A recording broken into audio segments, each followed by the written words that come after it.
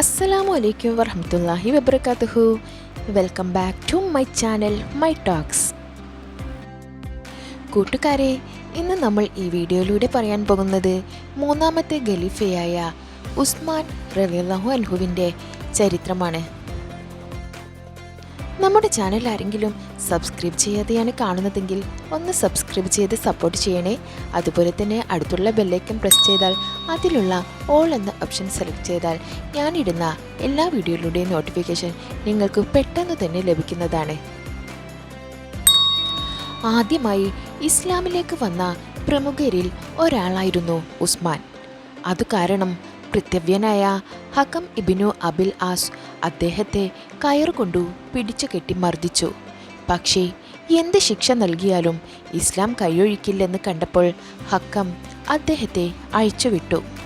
മർദ്ദനം സഹിക്കവയ്യാതായപ്പോൾ ഭാര്യയും നബിപുത്രിയുമായ റുക്കയോടൊപ്പം എത്യോപ്യയിലെ അബിസീനിയയിലേക്ക് പലായനം ചെയ്തു. ആദ്യമായി കുടുംബസമേതം പലായനം ചെയ്തത് ഉസ്മാനായിരുന്നു. മക്കക്കാർ ഒന്നടങ്കം ഇസ്ലാം സ്വീകരിച്ചുവെന്ന കിംവദന്തി വിശ്വസിച്ച് അബിസീനിയയിൽ നിന്ന് മക്കയിലേക്ക് മടങ്ങിയവരിൽ അദ്ദേഹവും ഉൾപ്പെട്ടിരുന്നു. പിന്നീട് മദീനയിലേക്ക് ഹിജ്റ പോയി. ഖലീഫ ഉസ്മാൻ ഇസ്ലാം മതം സ്വീകരിക്കുന്നതിന് മുമ്പ് 2 വിവാഹം കഴിച്ചു. അതിൽ 8 മക്കൾ ഉണ്ടായിരുന്നു. പിന്നീട് ഇസ്ലാം മതം സ്വീകരിച്ച ശേഷം പ്രവാചകപുത്രിയായ റുക്കയെയും അവരുടെ മരണശേഷം പ്രവാചകപുത്രി തന്നെയായ ഉമ്മു കുൽസുമിനെയും വിവാഹം ചെയ്തു. നബിയോടൊപ്പം ബദർ ഒഴിച്ചുള്ള എല്ലാ യുദ്ധങ്ങളിലും പങ്കെടുത്തിട്ടുണ്ട്.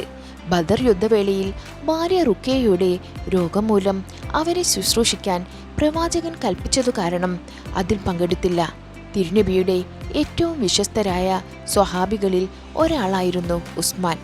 സ്വർഗം കൊണ്ട് സന്തോഷവാർത്ത നൽകപ്പെട്ട 10 സ്വഹാബികളിൽ ഒരാളാണ് ഖലീഫ ഉസ്മാൻ. 2ാം ഖലീഫ ഉമറിനു കുത്തേറ്റപ്പോൾ 3ാം ഖലീഫയെ നിർദ്ദേശിക്കാൻ ജനങ്ങളിൽ നിന്ന് ആവശ്യമുയർന്നു.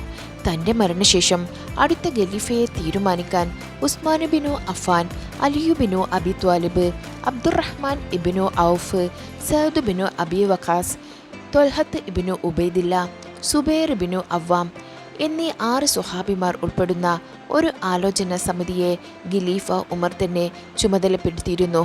തൻ്റെ മരണശേഷം ഈ സമിതി കൂടിയാലോചിച്ച് അവരിൽ ഒരാളെ ഖലീഫയായി നിശ്ചയിക്കണമെന്ന് ഖലീഫ ഉമറിൻ്റെ വസിയ്യത്ത് പ്രകാരം പ്രസ്തുത സമിതിയാണ് 3ാം ഖലീഫയായി ഉസ്മാൻ ബിൻ അഫ്ഫാനെ തിരഞ്ഞെടുത്തത്. ഖലീഫ ഉസ്മാന്റെ ഭരണത്തിന് കീഴിൽ ഖിലാഫത്ത് കൂടുതൽ പ്രദേശങ്ങളിലേക്ക് വ്യാപിച്ചു. ഉസ്മാൻ സമാധാനപ്രിയനും ദയാലുവും നീതിമാനുമായിരുന്നു. പക്ഷേ അദ്ദേഹത്തിൻ്റെ ചില രാഷ്ട്രീയ നടപടികളിൽ ചിലർക്കെങ്കിലും വിയോജിപ്പുണ്ടായി.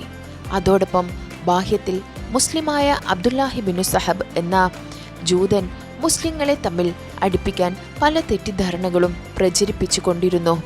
തന്നിമിത്തം ഒട്ടേറെ ശത്രുക്കളും അദ്ദേഹത്തിനു ഇസ്ലാം മതത്തിനും എതിരെ ഉണ്ടായിരുന്നു. ഖലീഫ എന്ന നിലയിൽ 12 വർഷമായിരുന്നു അദ്ദേഹത്തിൻ്റെ ഭരണകാലയളവ്.